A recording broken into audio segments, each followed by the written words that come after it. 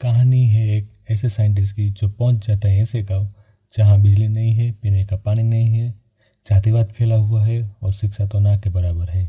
यह कहानी है 2004 में आई हुई मूवी की जिसका नाम है स्वदेश वी द पीपल। तो चलो सुनते हैं इस मूवी की कहानी मेरे साथ, यानी कि द फ्लिक एक्सप्लेन के साथ। कहानी की शुरुआत होती है मोहन भार्गव के साथ, जो नासा में काम करता है और अमेरिका में रहता है, जहाँ का उसका जीवन आधुनिक सुख सुविधा से भरपूर है और उसे जल्दी ही वहाँ की अमेरिका की सिटीजनशिप मिलने वाली है। लेकिन उसका मन कावेरी अम्मा में खोया हुआ था। कावेरी अम्मा वह है जिसे मोहन को उसके माता पिता के जाने के बाद उसको पाल पोस के बड़ा किया हुआ था। फिर क्या, छुट्टियां लेकर मोहन भार्गव निकल जाता है अपनी कावेरी अम्मा को मिलने और आ जाता है स्वदेश। स्वदेश आने के बाद उसे पता चलता है कि कावेरी अम्मा अब किसी चरणपुर गांव में रहती है, जहां मोहन पहुंच जाता है चरण गांव में जाने के बाद उसे पता चलता है कि गांव में वो गीता और उसके छोटे भाई चिको के साथ रहती है। गीता मोहन की बचपन की ही दोस्त है। यहाँ मोहन कावेरी अम्मा को अपने साथ अमेरिका आने को कहता है, लेकिन कावेरी अम्मा सोच के बताने को कहती है। दूसरे दिन मोहन मिलाराम को मिलता है और गाँव में पंचायत पहली बार देखता है और पंचायत में बिजली और स्कूल की समस्या पर बात चल रही होती है। स्कूल में एडमिशन नहीं हुए तो हाई स्कूल नहीं होगा। अगले दिन गीता को लड़के वाले देखने आते हैं, लेकिन गीता वो रिश्ते को ठुकरा देती है क्योंकि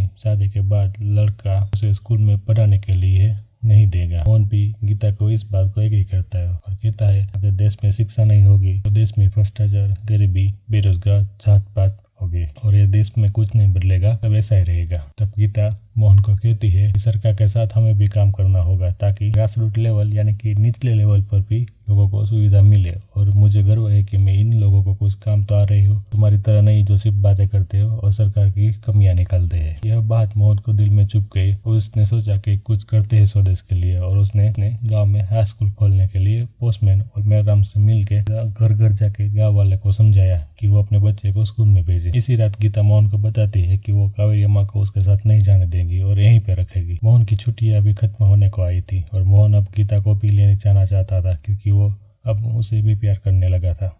अगले दिन कावेरी अम्मा मोहन को दूसरे काम में जाने को कहती है, जहाँ गीता की पुश्तैनी जमीन थी और उसे वहाँ से और लोगों से किराया लाने को कहती है। मोहन दूसरे गाँव पहुँच जाता है। इसके पास जमीन थी, उसके पास देखा तो खाने का भी नहीं था। वो कहता है कि मैं निचली जात का हूँ, इसलिए किसी ने मुझको जमीन के लिए पानी नहीं दिया, इसलिए सारी फसल बर्बाद हो चुकी थी। की वजह से स्कूल भी नहीं जा सकते थे, रहने को छत नहीं थी, पीने को पानी नहीं, पेट में खाना नहीं, ना तो बच्चे को पढ़ाई मिली और ना मुझे जमीन। सारी बात सुनकर मोहन अब अंदर से हचमचा गया था। उसे सारी रात सो नहीं सका। वापस चरणपुर आकर कावेरी अम्मा से सब कुछ कहा। तब कावेरी अम्मा ने कहा कि यह तो हर एक की हालत ऐसी ही है। यह बात सुनकर मोहन ने उन सब के लिए कुछ करना चाहता था और शुरुआत उसने टरबाइन से बिजली बनाने से की, जिसमें गाँव वालों से मदद मांगी और गाँव वालों ने भी उसका साथ दिया। इस बीच गीता को भी अब मोहन से प्यार करने लगी थी। गांव में बिजली आती देख सारे लोग नाचने लगे थे, जैसे गांव में दिवाली जैसा माहौल। लेकिन तभी फिर से नासा वालों का फोन आता है मोहन को और उसकी छुट्टियां खत्म हो गई है, वो वापस आ जाए। मोहन अब एक बड़े सवाल के सामने खड़ा है, क्या वह अपनी आरामदायक विदेशी जिंदगी में लौटेगा